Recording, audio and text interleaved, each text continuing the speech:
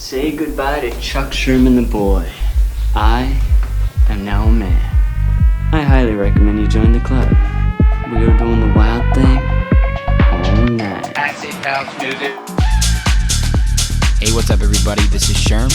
Sherman, I cooked all this food. Is that all you gonna eat? General Sherman realized and understood the importance of house music.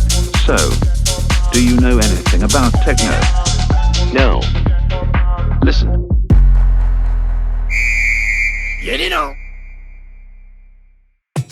Yo, what's up, everybody? Welcome back to another brand new episode of Sherm in the Booth. Today is Wednesday, September 16th, 2020. This is episode 127. I am so pumped about this episode, and it's not just because one of this guy's biggest hits of 2020 is Pump Action, but it's because he's an awesome dude and a great producer. You might have seen last week I went live on Instagram with my man, Jakeshoredrive. It was such a powerful conversation, I knew I wanted to share it again. In this episode, we discuss Jake's early beginnings and successes as a DJ in the music industry. He transitioned from a big college DJ and earned his stripes in the Chicago scene. Now, recently he did rebrand. Late April, he announced that a new chapter has begun with a hyper-focus on music production. And this guy has been grinding in the studio. You might remember sometime last year I interviewed a guy named Orville Harley Klein. He is a member of Porn and Chicken. He is also a certified Ableton instructor, and this is who Jake has been learning from. Needless to say, his tracks are certainly showing the hard work. The important thing to understand about developing a sonic identity and putting music out there as you rebrand is it's okay to put it out there and think, I'm not really sure if this is my sound, is this who I am? It's even more important that you are putting yourself out there and you are taking the chance, you are getting feedback, you are hearing criticism, you are hearing compliments, and we had a great conversation on that. Now, Jake has been on a hot streak though. 2020, he's already got 6 tracks out, and I'm telling you, this guy is a new producer in the game. It hasn't been that long, but I'm telling you, he is really working hard and his music is unique, and I love his energy. The coolest thing that Jake is doing is with every release, he's doing some high-level marketing. I'm talking TikTok dances, I'm talking grassroots marketing, I'm talking slide in the DMs. This guy is all over the place with this music. It's music that not only you can stream, but you can see, you can feel, and it's really smart in this day and age. So I respect the hustle, Jake. Keep doing that, man. It's so cool, it's so inspiring. Jake's motto is, we have fun. And yes, it might be cheesy like he says, but this guy wears his heart on his sleeve. And he has a new radio show called We Have Fun Radio, and it's nothing short of a great time. This guy really has a voice for radio. I better watch out. Jake has worked really hard to get to the point where he's at right now and has had a lot of his own obstacles. He actually quit drinking over a year ago, and that in itself in the music industry, guys, is something that's really hard to do, and it's not discussed enough. So it was really cool to hear why he did it, how he's done it, and how he's been using his network and his friends and his family to really help him. And he's feeling better than ever. You can hear it in every single word he says.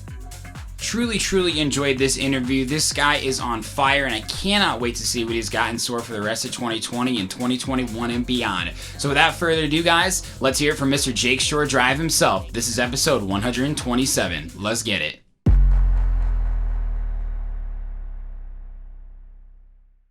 Yo!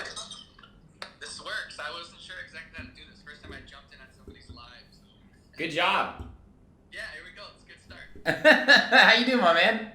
Dude, I'm good. I'm just trying to, navigate my way through this crazy life we live in now. I just started my double life again, so I'm teaching back in school and trying to do music and, like I said, just trying to figure everything out because every day it seems like there's something new. So. I know, man. You I forgot you were a teacher. How long have you been doing that for? Dude, this will be my 7th year. Wow, that's awesome. Holy shit. This will be my 7th year as a teacher. It's in elementary school out in Arlington Heights. I started as a 5th grade teacher and moved around a little bit. Now I'm teaching 3rd grade for my first year of 3rd grade. But I got to loop up with a bunch of my kids from last year, so that helps a lot for sure. That's awesome. What's school like right now? How is it? School is different for sure. Yeah. It's all online for the kids. I actually have to go in to the school, so you have a bunch of teachers that are kind of in their own rooms teaching from a computer. That's so strange. I have my own opinions about it, but we'll leave it at that. Yeah, so it's definitely different. I miss the kids being in school. Obviously, there's just so many like intangibles that you can't even try and recreate over a screen. Like just having a kid in person and building that rapport, especially in the beginning of the year. Like last spring is when everything kind of went down, and we just tried to finish out the year, and I never thought that we'd have to start the year like this. Yeah, so, I don't think anybody did. Dude, it's so interesting now, and like it's working, and this is my second week back, and man, these little kids are tough. They are really persistent, and we're in a generation where they pick up things on technology so fast. Yeah. So that's really nice, and it seems like the parents have been really appreciative. I've gotten some really, really nice emails so far, and that's always good to start the year off. Yeah, parents aren't always like that, are they, the teachers? No, not always. And for the most part, my parent community is really good and really involved, but, when you have a parent community that's so involved, sometimes that could, be pros and cons to that. But, no, it's been good so far this year. I can't complain. It's getting easier every day. The kids seem to be getting more acclimated to it. The first day was a wreck.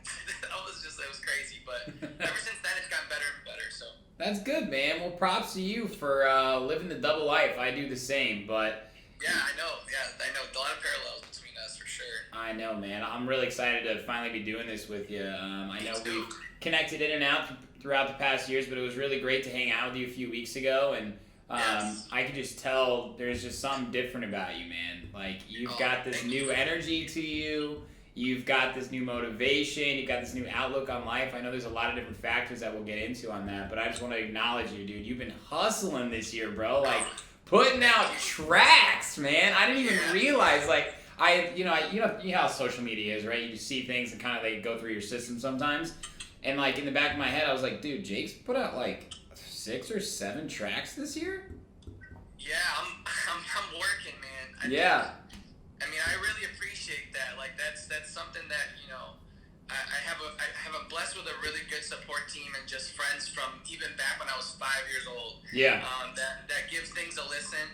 But I think for myself, like, you gotta get reminded sometimes, like, I am putting in the work, and I'm so happy that people are seeing it because what you just said about the hustle, I've heard from people that I don't know very well, and I just kind of seen out in the scene and whatnot, and it really that word in itself I really hold to as far as like what I think of myself, and always trying to like ask myself like have I been doing enough, and I'm trying to make the most of my time. Yeah. And I'm glad that you noticed that. It means a lot to me for sure. I've been putting in that work. Bro, real recognize real, and I see you hustling and doing some things behind the scenes with you for with Flynn and Max and you guys' new track coming out. The initiative is something that I always notice because there's a difference between ambition and drive, and you have drive, bro. So that's part of the name, So I think that's right. It would need to be that way, I guess. Plan to work, but I really do hold to that. I like to stay on top of things. I sometimes can't believe like how many things I try and stay on top of, and I have close people around me that always tell me to chill a little bit because I'm always just moving.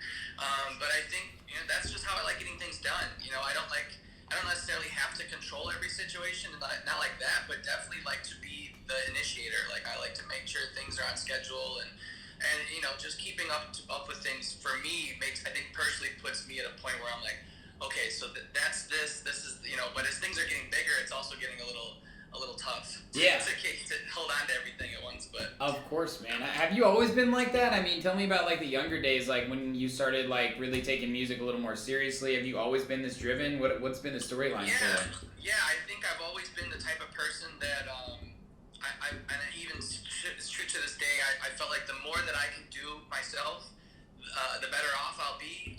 But also just with kind of learning and absorbing anything new in my life. I was always the one to kind of really understand and focus on the fundamentals and the basics of things. Yeah. And then always make sure I'm true to myself by putting my own style on it.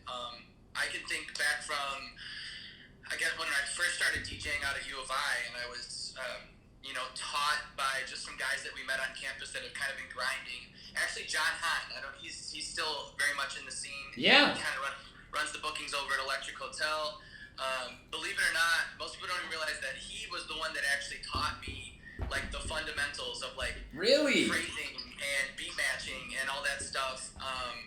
And then for me, obviously respecting him for doing that, taking that time out, I think he saw something in me as far as like another DJ that's hungry on campus as a freshman. Went out that summer, and once I got the fundamentals down, went out that summer, bought my own little controller, and just started practicing and trying to like put my own spin on things. No pun intended. But yeah, I think that's kind of been the story with everything, and I've done it now in the past year. I think with making music, it's taken me a little while to find my sound, and I don't know if I've even really found it yet. But I think I'm really happy about the stuff that I'm creating now. So yeah, it's definitely been a thing of mine to jump into something, respect the basics, respect the foundation, respect who's done it before me, and kind of reference that always and try and match that, but then also put my flavor on it. I think that's important. Of course, man. Of course. Well, when did actually like you start taking this seriously? Like producing. I mean, I knew you had kind of I don't know how else to call it, like maybe a falling out of the scene a little bit, right? You told me when you got deep and you said, no, I looked at things a little differently and it wasn't the trajectory I wanted to be on. I'm still Jakeshoredrive, but there are a lot of aspects that need to change. What was that like? And I think overall, it's all about your age and experience. That's kind of what it comes down to. I think as the young 21, 22-year-old fresh out of college who did pretty well on a small college campus as a DJ and trying to transfer that over to the city. I did it, and I did it really fast. And I'm so grateful for the amount of opportunities that I got and crushing those opportunities to get more opportunities. And as a 22, 23-year-old, that little node down in town is big. It's really big. Dude, exactly. It's full of a lot of fun. And I will never regret that. And it's still kicking. It's still there, and I'm glad that it's there because it's given me a lot of experience. If anything, and it's a personal decision. I think I came to a point where I just felt like, for myself, and not to knock anybody who works downtown, because I still work downtown and I still work in that scene. I just personally know that I want more for my music and for myself. Sure. And so that came definitely to a point where, I just had a falling out with some people that I was really close with. And then there was, when you're downtown in that club scene, along with being a DJ comes many other things, including drinking and all the other fun stuff that can sometimes take a toll on you physically and mentally. And I also know my family's history too with just alcohol, period. So I'll be completely blunt. Like alcohol, I knew was something that was breaking a lot of those bridges, either professionally in the scene or just amongst people in the way they viewed me. And so between having a couple bridges burned and me realizing that alcohol just wasn't for me. And it wasn't a quick overnight decision either. Sure. It took me about 2 years to get all that figured out. And within a year and a half of those 2 years, I kind of started to form this vision of what I wanted for myself, and that was to make my own music, make my own sound, have people like my music, and kind of create this brand and artistry behind what was already Jakeshoredrive. And I can easily attest stopping drinking. For those of you people that don't know, I stopped drinking now for almost, it's been a year this past weekend. Wow, congratulations. So I think that was the key, but it was also age and experience and just going through those tough times and having some of those falling outs and just learning what I wanted from my own vision. And then, anybody can have a vision. It's about what are you doing afterwards to plan and execute that. And that in itself is the hard part. And that's where I'm thankful for my drive and just kind of my ability to plan ahead. Because, like I said, it took about a year and a half to get that vision, and then another half a year to actually buy Ableton and start figuring out what do all these buttons do. And it also, I big ups to Orville Klein. He's a name that I think is pretty well known, at least in the Chicago area. Oh yeah. He held like a seminar of sorts He's Ableton instructor, and I also knew him just from the scene, so I had that kind of trust with him. Reached out to him and was like, hey, I want to learn how to do this, but I want to learn how to do it right, kind of back to those fundamentals, getting that foundation down. Yeah. And I worked with him for a while, and he really got my feet wet and was able to put things in perspective and not make it seem like such a new language. And then once again, I feel like I hit a point where, okay, I felt good about it, now I'm going to start putting my own spin on things, which is honestly where you hear some of the songs that I put out. I don't even feel like I've still found my sound with those specific tracks, but sure. Yeah, I mean that's really where it got serious, is about this past year when the drinking ended, and I was able to really just focus and hone in on this dream that I want. So yeah, absolutely. Yeah. Now I have two questions off that. One, when you mentioned Orville to me, that's when I knew you were really taking it seriously, because I've interviewed all the Porn and Chicken guys, and Orville is a certified Ableton instructor. A lot of people come his way, ask for help, don't follow through, do one lesson, this and that, right? I'm sure he mentioned that to you in one way or another. And the fact that you showed that initiative, followed through, not only like showed up to play, but were laced the fuck up, and now in a year's period of time, you've put out all this great music, man, and I know, of course, you're still finding your sound, but genuinely, I love the sound. Oh, thank you, man. That I appreciate that, and not to knock those tracks. They're my tracks, so I love them. Of course. I just I feel like I'm in I'm still in that mode where I'm growing and I want to continue to grow. But back to Orville, yes, absolutely. He is a guy that's very well respected in this industry, and knowing that, but also putting in the time, the effort. And sitting there and letting him be the instructor and me be the student. I think he saw a lot of respect. He respected me from that, and I think that's really what this whole music thing is. It's obviously mutual respect, but also putting in the time. Everybody wants to sit in front of thousands and thousands of people. Everybody wants to play their music. Everybody wants to get that gig. But you got to work for it. You really do.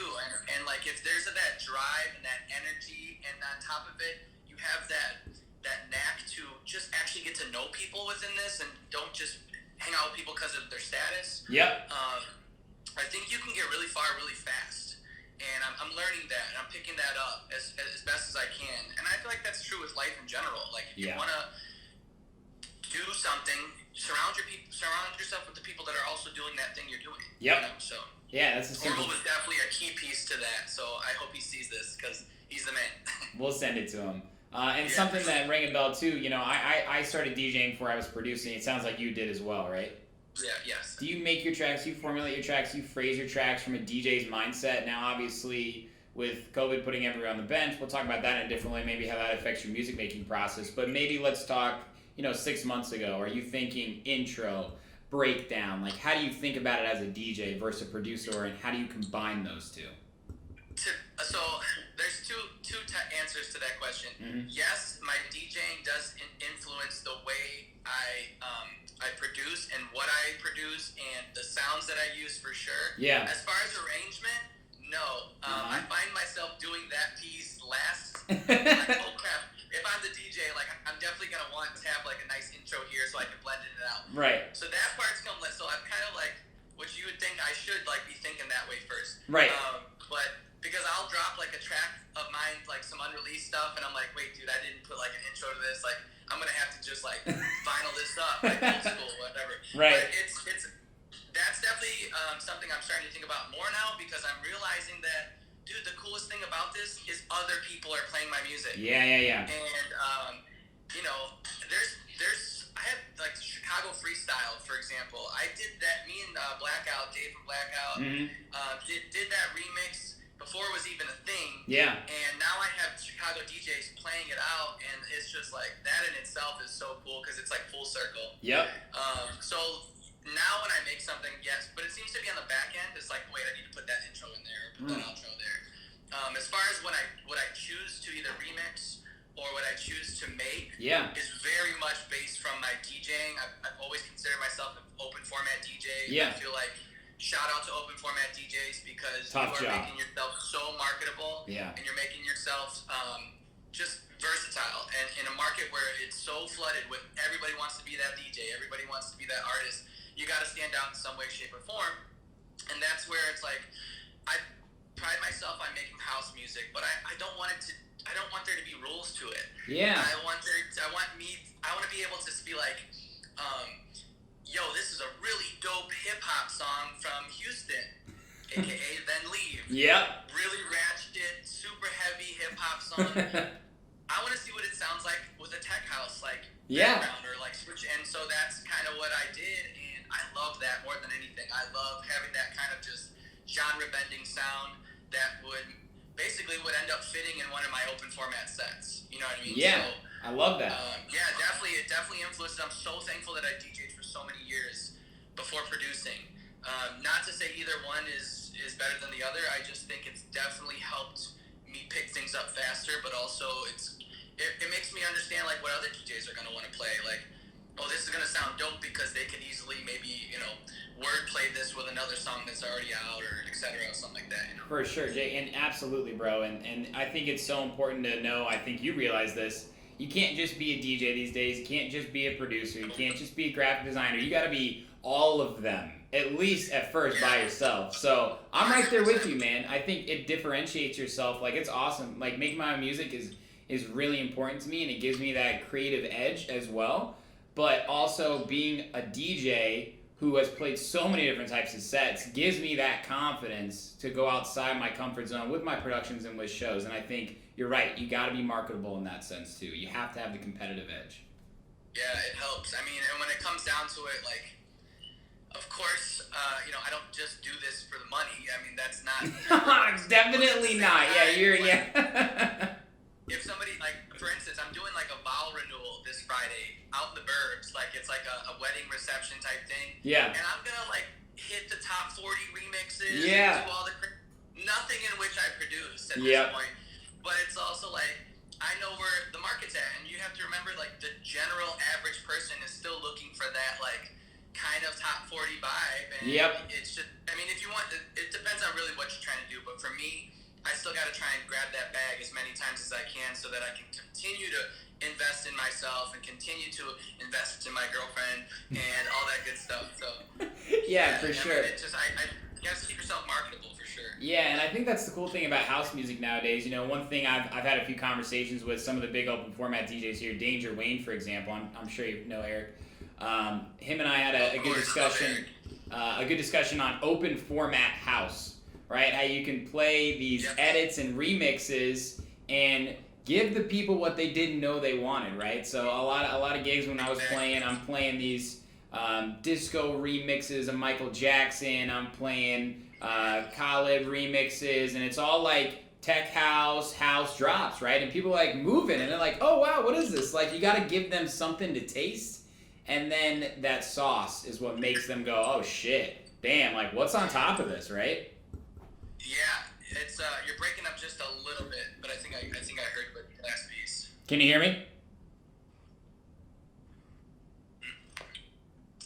You hear me? Hold on. Can you hear me? Yeah, hold on one second. Breaking up just a little bit. Technical difficulties. Can you hear me? I can hear you now. Just a little glitchy, but... Better? Yes, I can hear you. Can you hear me? Yes, sorry. Love it. That's how it goes, right? The world we live in. It's all good. This is the world. No, I totally heard you though. As far as being able to push out those tracks that people know, but they maybe not have heard that version yet. Yeah. And it's awesome to see what it can easily do to a dance floor. And the thing about house music is it is really universal no matter what you play it with because of that beat, that 4 to the floor beat that kind of matches your heartbeat when you're dancing, right? And that's the whole science behind it. So I think, yeah, definitely. That's always something I like to do, especially in a club scene or at a wedding, for example. You have to play things that people know, but it could still be a dope remix. And I like doing that a lot, actually. And those are the DJs that really turn my ear. And those, I recently reached out to a DJ, which I don't find myself doing too often, but I reached out to him because he killed this set at Brower House a couple weeks ago. And it was more top 40-ish, not super housey. Yeah. And it was remixes, house remixes. And I hit him up and was like, dude, I need those. Yeah. Send me those. Which, anytime a DJ ever asks you for a song is always that's kudos, you know what I mean? So Who was he? I forgot his last name. His first name's Matt. I met him through Dave from Blackout. Yeah. I'm totally messing up his name right now, but he's a great kid. Yeah. And yeah, I think he helps run EDM Chicago, or does live streams with EDM Chicago. So yeah. Again, I forget his last name, but I know his first name's Matt. He's a cool dude. Okay, I love it, man. I love it. No, I'm right there with you, but you were mentioning some of your music, right? And I've touched upon it. I mean, you're on a real streak, bro. I'm going to run through right now. Chicago Freestyle Remix earlier this year. Mix Remix. And let me tell you why I respected the fuck out of that one, because that's my favorite Chris Brown song. Hey. It was great. That video 50,000 times. Yeah.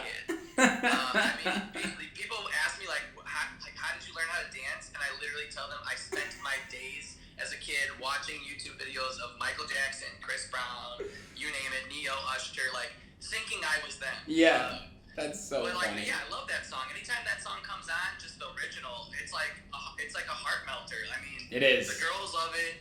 Any dude should respect it because Yeah. they know what it brings to the table. But then to me, it's like, how can I make this a dancey vibe? And I tried, so I feel like it worked, and it's a nice little rooftop vibe, if anything. Yeah, no, I loved it, man. It was a great spin on it too. And then Pump Action, your first original, love that. Sample Pump It Up, Joe Budden, dude, and that was like, yes. I mean, I was like, this guy's on my wavelength, bro. Like when I heard that, I was like, yeah, download. Dope, man. That's awesome to hear, and I'm glad that you picked up the sample because a lot of my friends liked it, and they're like, yo, this is awesome. I was like, you know why it's awesome, right? Yeah. Like, why? And then I'll play them Pump It Up from Joe Budden, which is actually originally sampled from Kool and the Gang. Don't quote me on that. But Yeah, no, you're right. Originally had that sound, the da-na-da-na-da-na. And, here we go, back to my childhood, You Got Served. Like, that There was you like go. the epitome of the movie was that song. And Yeah. I thought I was in You Got Served forever. And so, yeah, you'll find that with all my music. I have trickled some form of my childhood or pop culture, 90s kid, early 2000s kid to the death of me, right? Those things I think I'm always trying to figure out, how can I put those in my music?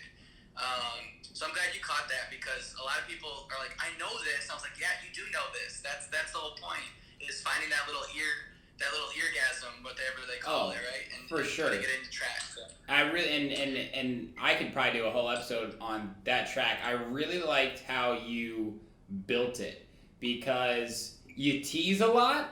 Like, you don't drop like the full dun dun dun dun, like especially in your breakdown before the second drop. I really liked that. It's super hard sometimes to keep people entertained with a house track, but the idea with a house track is you want DJs and people listening to the whole thing. And I think you did a great job on making a simple sound entertaining throughout. So props to you there, brother. I see you. And when it hits Pump It, I'm like, pump it, right? Like, I listened to it when I was riding a bike, and I was like, or you know what? I was listening to your Prism mix, which was really good too.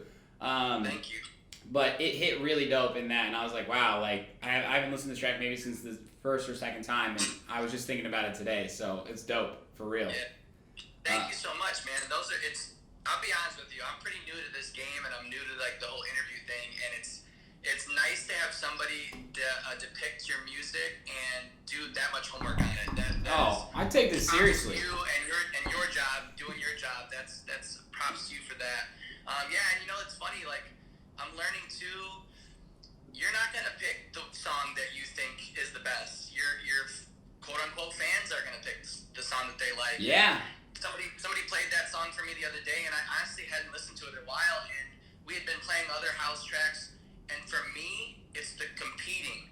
Does my song compete with other songs in the sense of energy and loudness and just the overall mix? And it did. And I was like, dude, nice. You know what I mean? Like, give myself a little pat on the back for it, just because, like, I know how long. Man, I listened to that song so much when I was producing it. Like, I got sick of it. So it's good to listen back to it and be like, okay, I still fuck with it. No surprises. I've been there before, man. Then, of course, the Then Leave remix and Beautiful Mistake you just released. That's impressive. That's impressive. I don't care what you say about yourself, man. I'm impressed. The cool thing I think that what you're doing about these is not only does it have that Jakeshoredrive flavor and unique thing about it, is you roll these out in a really, really cool way. TikTok dances, creative social media promotion, grassroots efforts, right? Like you're messaging people, like you're hitting people up, like you're working with your inner network. And that's what I always tell people like Flynn and Max. You can't expect the biggest guys to support your track. You got to build that shit up. You got to make music. You got to make content that people are going to text to each other, because we live in an oversaturated media world where so much comes at us, and now we're only starting to trust our circle around us, and that circle, and that circle, and I see you starting at your nucleus. My question for you is, like, how are you coming up with these ideas? Who's helping you? Because you got something cool going on, brother, for real. Okay, well, I have to start with my girlfriend. Her name's Amanda. Yeah. She is the rock, and the everything that happens with me successfully is due to her. And all right, Amanda. It literally is. She is just like so on top of herself and on top of my career. Like, I don't know how she does it, but she is. She's definitely the one that holds everything together and keeps me at bay, especially because this is just a crazy life that I'm trying to live, and she's all for it. Yeah. But underneath that is just, man, I have like the best friends in the world. Like I was saying earlier, I have friends, a good group of friends that I've known since I was 5 years old. I have friends that I met in high school, went to Lane Tech, and then a good group of friends that I have met at U of I, and now there's even a good group of us that I've met afterwards through DJing. And I truly want to do my best to hold on to as many friendships as I can, but I also am real and realistic with them, and I think my friends, just like you said, they respect the hustle. Yeah. And I'm not trying to be annoying ever, and I'm not trying to be like oversaturating them with stuff. Yeah. But at the same time, I think because I've built so much respect between myself and them, it's not hard for them to support it. Like, they really can see the work and what I'm trying to do with my life beyond what you guys see on screen and what you guys see on my social media. Of course. And I really do try and make each one of those friendships in a way deeper than just saying hi or checking in and whatnot, or just sending a link to something. I try and let those people know how much they mean to me as much as I can, even if it is just that one-off text or whatnot. So, and I can adhere any of my success to literally, I have the best friends in the world. I really do. Like, they respect my hustle, and it's one of those things where I truly feel like people look at me and see what I'm doing, and they don't kind of scoff off to the side and say, he's crazy. Like, he's like, I truly have had people look at me, especially in the last year, when I show them something or I show them music, and they get off their seat and they're like, "This is you? Let's go!" Like, you made this? Yeah. Like, that's the big transition that I've had to deal with, and I say deal with because it's taken a long time. But it's funny how after this Beautiful Mistake song came out, I've had so many people hit me up in the sense of, I'm not a DJ anymore today. Right. I'm somebody that's making music. Right. And so, sorry, I think I paused out there. I have this friend that makes music. You should do something with them. Or artists that I've known for a while, yo, we should do something together. Which is like, yes, finally I'm starting to get seen as not just a DJ. Yeah. Which I love DJing, don't get me wrong, but for me, I want to be viewed as more than that. And so it's been crazy, but I can definitely adhere everything to that core group of people. Like you said, I'm glad you noticed that, is that nucleus. Yep. But also making sure that I have the support and that I support music people in my community. Just the other week, I was out hanging out at the Brower House. They did a little house thing, a couple weekends in a row, actually. Yeah, it's cool. I saw that. Yeah, and I went out to go support my friend Dave from Blackout. I don't know if you've heard any of his tracks and whatnot. You've mentioned him a few times, yeah. Yeah. He's just become one of my really, really good friends, and it's been through music. I mean, we met making a song, and we vibed really hard, and now we are just like out supporting each other / like throwing each other gigs. And I was out there, and people were like, "Are you playing?" And I'm like, "No, I'm just here for Dave." And I think there's a lot of people that say that they're there to support, or that are like go out, but they always have other intentions, and I get that. I mean, I've been there before too. You kind of want to show support to get support, and that is how it works. But at the same time, like, you can tell people are like, damn, how do I get him to come out and support me, or vice versa. And I think you got to show respect, show love to get it back, and that's what I've been trying to do, especially like guys like Flynn and Max. I mean, I'll tell you straight up, and I've told them when I left for the year that I left from the scene, they came in and started tearing shit up. Yeah. And when I came back, I had a reality check. I was like, damn, who the f- are these kids? And I could be A, that older dude that is salty and doesn't show him any love, or B, I could be the dude that's like, I see what you guys are doing. Let me get a piece of that too, but also let's have some fun. And it's worked so well because more than anything, I've become good friends with those guys. Yeah. Like, it's not just all about music. It's deeper than that. Totally. Which is, it's got to get past the music. It's crazy because that's what we're doing, but you got to get past that. You got to be real. And so, that's why I've had a point where I was posting so much about music, and my girlfriend's like, you got to post other stuff. Like, you got to post about your teaching, and post about me playing flag football, because it makes you seem like a real person to people that are listening and watching. But it's also like, damn, he's doing all this and he's doing music. Like, so I think it builds that respect from even a distance for those people that aren't in the nucleus. But if you want to join the nucleus, come on in. You got the more the merrier for sure, and it is growing. So I love that, man. It's good stuff. It's a realization I've had over the past 5 or 6 years since moving to Chicago. I came to Chicago. I didn't know anybody. I built myself up, earned my stripes, so to speak. Had all these gigs. In my mind, I'm thinking, this is the coolest thing ever. All my friends are gonna love this, right? And I was projecting this energy, like, I got this show hitting people up, they wouldn't come, or they, how people are, and they wouldn't come, they say they're gonna come, and they wouldn't come, and like, I would look not down upon them, but be like, a little salty, like, you said you were gonna come, like, you know how important this is to me, blah, blah, blah, right? And that's the thing you mentioned in the beginning, when you were at college, right, everybody's coming to all the shows, there's nothing else to do. You get to Chicago in the beginning, everybody's coming, this is so sick, DJing downtown, and then like 2 years goes by, and all those people aren't coming out the same as they used to. And what happens is, what I really realized was, it's okay to let those people fade off. They're on their own journey, and I'm on this music journey, and I met people like Flynn and Max, and so many other people, dude. This will be episode 127. Right, so I think I've interviewed at least 100 different people, and I realized that I have such a stronger connection with people like you because we're doing it for the love of something where no one else is supporting us, right? And we're lucky to have people like our girlfriends, our nucleus and stuff, right? But they can only push you so far. It's you in the corner thinking, all right, I gotta go out one more round. I gotta go out one more round. And sometimes you get fucking knocked out, bro. Nobody else will. Yeah. Like that, and that's why I come back to that. Like, the more I can do on my own, the better. Not because I want to be by myself. Not because I wanna take all the credit, but nobody's gonna care about you the way you do, and that's just the truth. No matter where you're at. I mean, you will have friends and people that care about you, of course. But then there gets to that fine line when, let's say, you are starting to be successful, and look, all those people that never showed up, they'll show up. That's right. And I saw that, right, when I played some big shows and had some releases and stuff, and those people come out of the fucking darkness, right? The woodworks, No, but it's good though. It's a good feeling. I got nothing but love, bro. I'm no negative energy, man. It does nothing for myself. Nothing for everybody. And I want to say real quick, Goofy Latina, thank you for participating. Thank you for the kind words. Do you know Goofy Latina, Jake?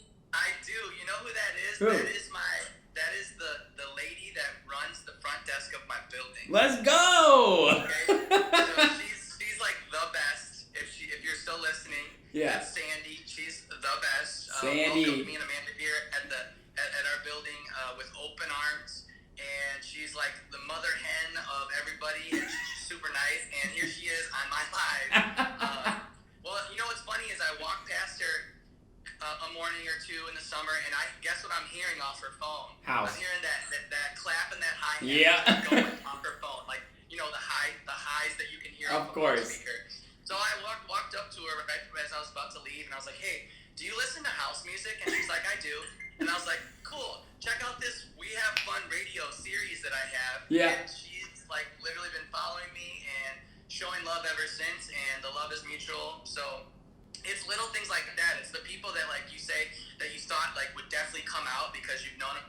But then you have these people that maybe you haven't talked to in years or just met. Yeah. That are super fans and are just loving you because they can pick up that vibe and that energy. And it's like, dude, you can't buy that. Like you can't, you know what I mean? Like that's Totally. just like awesome.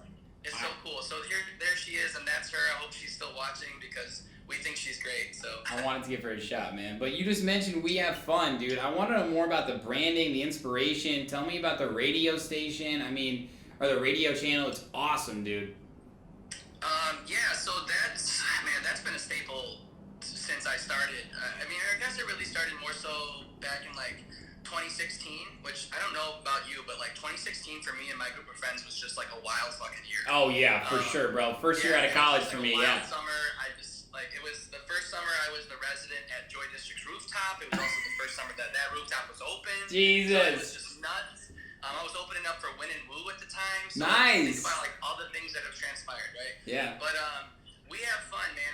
It's as simple. It's corny, but it's also as simple as it gets. Like, who doesn't have fun? Like you want to be the person. I mean, most people want to believe that they have fun, right? I mean, Yeah. It's just something that we do as humans to feel good, right? And the idea of we makes it a collective. It's not I have fun because that just sounds like you're Fuck you, bro. Yeah. But we have fun, and making it one word kind of was like in the hashtag era. But I just I think I do that with a lot of things. Like I do that with my name now, just Jakeshoredrive. It's just cleaner to me. But we have fun is just, man, it's what I like to live by. I don't see myself as too serious of a person. I like to have fun and a lot of it, and it's come in many different forms. And that's the other thing. It's like for people, having fun is many different things. For some people, it's going to a show. To some people, it's drinking with their friends on the weekend. To other people, it might be going outdoors or spending time with family. And anybody can say that. And it can mean different things, but I like the fact that it's something I'm pushing. Yeah. And it goes with everything music, right? Like, music is fun, and we have it. And if you're involved, you have it too, So that led to just ultimate branding with it, you know what I mean? And, like, yeah.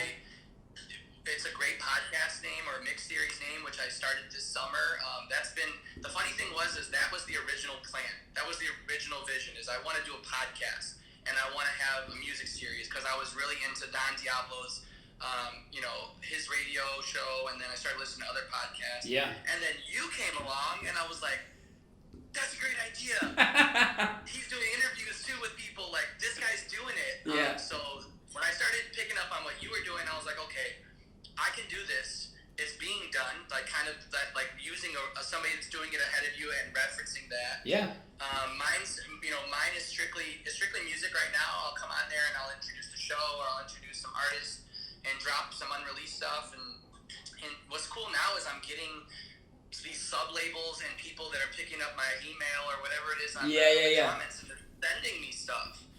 And to me, even if it's, bots that are sending me stuff or whatever, they're sending me music. And if I like it, I'll play it. Like, I think that's what it's become, is now it's a kind of a hub for people to get their music heard in other ways. And it's coming up on this Sunday. I'm going to release the 5th episode. Dude, it is like your energy on those is infectious, bro. I feel like it's like I've interviewed a lot of guys that tell me about their B96 early inspirations, right? So they always talk about driving home late night on the radio and all these DJs like, here we are live in the mix, right? Like I feel like it was that, dude. Like the first one I listened to, that's awesome. I went into it like just no bar, and I was like, damn, dude, like Jake's got the energy, like I felt it. That's awesome. And that's funny because I'll tell you right now, I have no idea what I'm doing, and I still don't know what I'm doing. I'm just like, you know what? I can't be on this microphone and like coming out of people's speakers like sounding monotone. Yeah. And so what you really have to do, and what I found works, I guess, because people have told me I have a radio voice all of a sudden, is just you do. You gotta be corny. Like you gotta do the fluctuations in your voice. Yeah. Like what's up? Oh my God, what is up? This is it. I don't know. I have no idea what I'm doing, but it seems to have worked so far. So I'm just like kind of pushed out. And what I try and do too is like get my friends involved. So if you've listened through a couple of the episodes, every episode you'll hear somebody call in on the hotline like an old radio show. And really what it is it's my friends. I tell them to record themselves on their little voice memos and send it over. I dial it up a little bit with some, some distortion and some compression and make it sound good. And they love it. You know what I mean? Then it's like that person's like, yo, check it out. Jake put me in his podcast. And it might be small and it might be, simple, but to them and if it gets 2 or 3 more people to listen, like whatever, I'm down. So dude, yeah, for sure. It's just little things that, again, I've picked from people that are doing it ahead of me. And I'm just trying to kind of pull them from pieces. But it's funny you said B96 because, like, I totally used to, like, if I was driving back from a gig or, like, just near a radio on a Friday or Saturday night, like, dude, listen to B96. Those mixes are, like, from all the OG DJs, and they're just, like, all the best remixes and stuff. I'm sitting there with my Shazam, like, trying to figure out what all these songs are. I definitely used to do that, so. Dude, it's awesome. Like, your energy really is infectious, and I'm right there with you, right? Like, if you go back and listen to some of my first episodes, and even really the first year of the podcast, I was, like, so nervous, and it was really hard for me to, like, put my voice out there, right? Because I got a little squeaky Jewish voice, a little nasally, and it was hard for me to get over for a long time because people were telling me that my whole life. But I realized that what I thought was my biggest weakness was my biggest strength, and it's being unapologetically me. And I realized that that is a hell of a lot easier to be me than to try and be something I think people will like. You know what I mean? Yeah, 100%. It's like a double-edged sword because you're supposed to be you. Like that's the only person you can be. But at the same time, I think when you're putting yourself out there and kind of doing something that nobody else is really doing or trying, it's scary, and that's the first thing you think, are people gonna hate this? Yep. And it's amazing. What I thought to myself too is, look, if I made a new mix every 3 weeks or so and nobody listened to it, at least I have a fresh mix for when somebody like needs me to send in a press kit, needs me to send in, like, for those of you who don't know a press kit, like basically like a resume for DJs. Yep. It's like, yo, this is a fresh mix I just made. Or now that I did one for Prism, that also, like, puts me out there to the point where it's like, I just did a mix for one of the best clubs in the world. Yeah. And the funny thing is like, now I'm starting to learn little tips and tricks about it. Like the last one I posted, or the one before that, I think it was, episode 3, I tagged every artist that was in it. Yep. And you would be surprised at how many of these, what I consider big names, at least liked it or saw it. Yeah. Other DJs, other artists that are, maybe a little bit further, they still like that. They still want that notoriety from some random kid in Chicago that wants to put it in the mix. So don't feel like anybody's ever too big for you, because what I'm learning is, like, they're stone's throw away. It's true, man. So it's just one more thing I can put out. It's all about pushing content, baby. It is about pushing content. I know, and that's the thing too. A lot of international DJs look at Chicago DJs like, God damn, you're from Chicago, right? And I think it's 6 degrees of separation is the rule, that everybody knows each other through 6 people. I think it's 3 people, maybe. I think it could be 2 people in the music industry. For sure, yeah. It's crazy too, because, like I said, I go to a place now and like, place where I'm trying to insert myself in the scene more, like I said, in that artist place, but people are coming up to me. Yep. And I didn't even think they knew who I was, because I just haven't inserted myself into that scene, because I feel like there's definitely there's the music scene in Chicago, but there's certain sections of it. And me personally, I've been in more of the club scene, the bar scene, which I loved and I've learned a lot from, and I still respect for everybody that still works in it, all the DJs, everybody that works in it, respect them to death, especially now. But there's also like this little note of artists and people that maybe aren't so much into that scene, but they are, making music and trying to do the same thing I am. So I felt like I needed to insert myself into that. And you're right, it's crazy. You actually know more people than you ever thought you did. Yeah. And the same is true with, like, how far you can take it, because if you're only 2 or 3 people away from where they're at, you just keep pushing content. Somebody will pick it up. Somebody will say something about it. And I don't know. What's that saying? Like, people always say quality over quantity. I'm really big on, like, I don't believe that necessarily. I like thinking of putting a quantity of quality out can work too. Like, if you're putting a lot out, but it's all dope, I I think that's you're ahead of the game. You know what I mean? Absolutely, bro. That's what I'm trying to do, and that's like true with my core group of friends that have nothing to do with music. Like they just love pushing content. Like they love showing how much fun they have. And I'm like, whatever. People, you know, it makes them feel good. So yeah, it's fun, and you do have to do quality and quantity, man. That's a certain fact, and people are consuming media in a different way. But the fact is, we're going to be consuming it no matter what. So I'm right there with you, yes.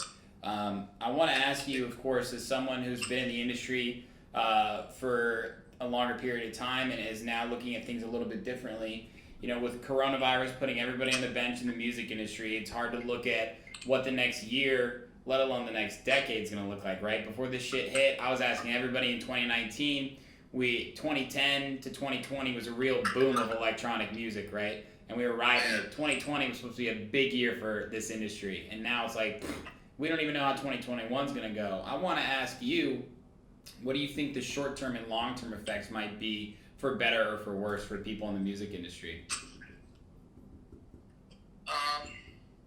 You know, man, I think right now I can speak from two spots. From generally speaking, just overlooking, and then from myself. Yeah. I think generally speaking, I'm really hoping that it turns soon. I think just being I follow a lot of people in the music industry outside of Chicago and inside. And obviously, everybody's hope is to get back to normal as soon as possible. The reality of it is that it probably won't happen as soon as we think. Yeah.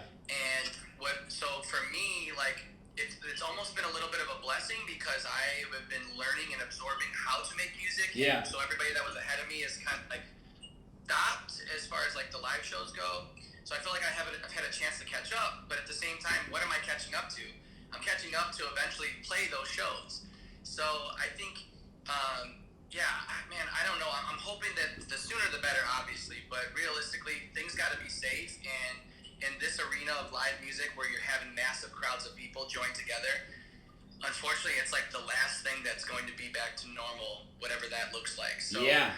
I would say, at least for myself, the way I'm trying to keep it under wraps is just keep pushing, keep working, keep making yourself better. Use this time to educate yourself as much as possible. Use this time to collaborate with as many musicians as possible. Make those connections. Yeah. Because I will tell you this, there's not going to be any warning when it happens. That's true. You need to be ready. Yeah. You need to be ready, and you need to have things set up so that if there is maybe a month warning or you have things ready to go, and you're not sitting there like, oh shoot, I should have did this 6 months ago. Yeah. So like me and my team it may not happen anytime soon, but we're starting to look in what is it going to look like to do a mini Midwest tour. Yeah. And you know, your typical starter tour where you're trying to hit the college campuses and you're grinding it out, and I'm teaching during the week and going out on the weekends. Yeah. I'm starting to think about that now. Now I probably won't do it or set it really into motion until next fall. Yeah. God willing. Foundation's But there though. you have to be prepared, and to anybody who's trying to do this and who's hoping for that, I would just say, at least where I'm at with it, keep going, keep pushing, act like it's going to happen soon, because it will. And you don't want to be sitting there like, oh crap, I should have set all this up. At least just have a plan. Yeah. Because at least then you can kind of figure things out and maneuver things as things go. So Yeah. man, the sooner the better, dude. You know, I want Great us all answer. to eat, because that's what it's all about. I mean, realistically, our income is going to be based off of those shows. Yeah. Streams are great, but until you're pushing those M's and B's, like it's not much. I know, bro. The streams is something that was a good placeholder in my opinion, and now it's really tough to keep people entertained with it. I mean, even myself, dude, like it's hard for me to watch those. It almost makes me sad sometimes. Yeah, it's in another parallel to that, the live streams, and I was actually just talking about like streams on Spotify, but also the live streams. Oh yeah. Like even live streaming as teaching, bro, and I hate to say it, but it's getting lifeless a little bit. Yeah. It's getting really, really artificial. I guess maybe is a better word. It doesn't sound so negative, but it's just very artificial now. And man, you as a teacher, you miss that interaction from the kids. As a DJ and an entertainer, you miss the interaction of the people. Yeah. You know, you almost miss that one girl that's asking you to put this up on YouTube or requesting that. You almost miss it. But, no, man. I mean, it really goes to show you just the human aspect of these things that we do in our everyday life, like how much that really means. And I know safe, and I understand that. But God, man, I miss live music. I miss going to shows, dude. Dude, I miss going to shows. I miss the thud. I miss the thud of the fucking subs so bad, dude. And hanging out with my friends and pre-gaming and the whole aspect. And But that's the cool thing now. Is like the bigger we get, the more we do this, the cooler those shows are gonna be because it's gonna be feeling like we're just watching our friends. Yeah. That's the ticket, you know. And that's what I always try and let my friends know. You know, if you're gonna stick with me now and you're gonna be there now, you're gonna reap the benefits, you know, later on. Because I don't like to sit here and say like, you know, I don't talk like I'm gonna be this, I'm gonna be that, but you know, you'd be dumb to think that's not what I'm striving for. Like I do very much want to play in front of thousands and thousands of people and reach people through my music and make a difference when I get there. So yeah, everybody, you know, I mean, I want to get back to normal, man. That's my take on it. Like short answer after that long one, I want it back to normal as soon as possible. So whatever I can do or whatever people can do to make it get to that point, like let's do it because I'm so tired of the live streams. Well, the other thing about that is that they're getting so crazy now. I see like yeah, me too. Josh, he's from out of Chicago. Yeah. You know, I love him to death. He's getting his live streams are crazy. I saw a live stream that he did, and it's like this virtual world that's so dope, and I like it, but I almost hate to like it because then you're like, why don't we just do that? Right. No, I don't want to just do that. But like, kudos to him for making his live stream look so freaking awesome. It's just also at the same time, it's like, no, I don't want that though. I don't want it to go that way, you know? I'm right there with you, bro. But people are just trying to make the best out of it, so. For sure. I love your optimism. What does the rest of this year look like for you, maybe early 2020? What do you got planned? Man, I was just, so me and my girlfriend like to take walks down to the lake. We're not too Get your far steps from the lake. in. Those are the best times to just kind of like decompress. But dude, we just talked about the fact that I have a pretty, and these are all in my case, right? I really believe that these next 3 releases of mine are going to be really, what's the word? Trademarks, landmarks? Cornerstones. Yeah, they're going to be the ones that I feel like really kind of start to put me in the conversation. Yeah. I have one coming out at the end of this month with 2 of my really good friends, Max and Flynn. They go by a duo of Stop Calling Me. We have a pretty dope track that we've been sitting on for a while now. It's a great end of the summer track. It is. I feel like it's going to be a perfect vibe. We're going to be doing a release party for that at downtown at one of the venues later on. I believe it's Tunnel. And so there'll be information coming out on that. And then I did a couple songs with an artist named Doug Bacco. Bacco, I think is actually how you pronounce it. Amazing singer. He's actually worked with a couple other artists in Chicago, like Cafe Disco. He's got one coming out with Milk and Cooks. Yeah. All within the same camp. Very poppy, but has that like a version of a raspy voice that you can get into. We laid down a kind of poppy deep house track that's called Jimmy Choo's that's going to be coming out. I was going to send that out through as a single, but then I had him do kind of like a deeper, darker version of his voice for like kind of a late night tech house track. Yeah. And I'm like, dude, you know what? I'm just going to put those 2 together on a little EP and push that out in the middle of October. It's going to be called Another Weekend, like just another weekend. We have fun, etc. Love it. And I think personally, these are some of my best songs that I've worked on and done so far, and I'm so excited to A, get them out to the people that always listen, but B, man, I realize every time you put something out, you meet so many new people, virtually or in person. You get so many more people's attention, and I'm just excited, man. I'm excited to take that next leap. And then, so short term, that's what's coming up next for anybody that's listening or that cares. Let's go, bro. Man, I'm just gonna keep pumping them out, man. I think I've noticed there are a lot of people in the industry too, in the music scene. They're making so much stuff, but they never put it out. Yeah. And it's such a shame because I think what it really maybe is that they're worried because it's not on a label, or maybe it's not good enough. Yeah. Or just put it out. If you're listening, just put it out because it's all subjective. Yeah. And it's all about how much you put into it. Don't worry about the numbers. Don't worry. That stuff will start to come because I didn't see any numbers. And then I put Beautiful Mistake out, got on a few playlists, and because of Beautiful Mistake, they started listening to Pump Action. Yep. And now all of a sudden I'm seeing some like little tidbit of numbers, and it's like, it's rewarding, of course, but even if I didn't, like, to me, the fact that I got it out there and I can tell half of my friends that, hey, I'm on Spotify, like, that in itself is just so rewarding. So to anybody out there who's not putting out their music because they're worried, just put it out. I love Put that. it out there, because it's only, what's the worst that can happen? I mean, even if it's, like, not that good, like, just put it out. You because learn your from it next and you one move will on.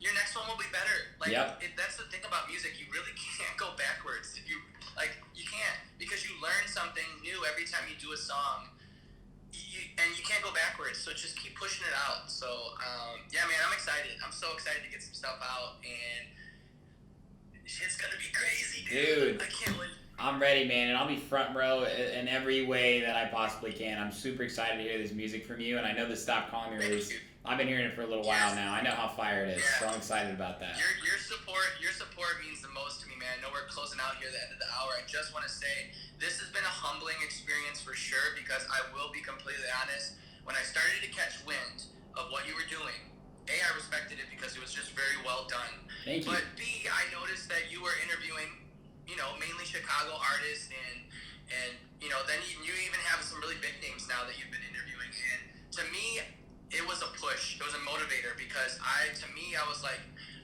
A, I haven't earned it yet because I didn't have anything out at the time, but I knew what I was doing. So to me, I was like, damn, I need to be interviewed by freaking Sherm. I think what you set up, man, is you set up like kind of a bar that a lot of people in Chicago want to hit. Yeah. And that's kudos to you. If Thank you get you. interviewed by Sherm, to me, that's a bar that I've been striving to hit for a long time. So when I met you, that was huge. But also when you texted me about the interview, that meant a lot to me. So I want to thank you for the time that you're putting in with this, and also having me on. It means a lot to me, and I hope to be back on again in the future. And I hope to see you freaking grow too, man. Thank you, brother. Keep doing your thing. Keep setting yourself aside, because it really does make a difference. And I just wanted to kind of share that with you, how much of a fan I am, but also kind of just how humbled I was that I was able to be on this. And I feel like this is a milestone for me. So, Jake, you're the man. You're the man, bro. You're humble yourself, bro. I appreciate that. A little acknowledgement means a lot to me. But, like I said in the very beginning, man, real recognize real. I see you producing. I see you hustling. I see you making moves. I see you looking at your future. And I wouldn't put the time in to spend it with you right now if I didn't really believe in you. So I want to end on that, okay? For real. Bro, thank you so much. I appreciate that. You're the man, brother. I'll talk to you soon. I'll talk to you very soon, actually. We're probably going to get a million text messages. Yeah, we're probably going to have 20 text messages from Flynn. I think he just got up. Yeah, probably. That's how he works, but that's okay. He's my brother. That's how it's going to happen. We're going to pump out some good music, and I can't wait to share it all with you guys. And thank you so much. Have a good night, dude. Peace, brother. I'll talk to you soon, man. Thank you again.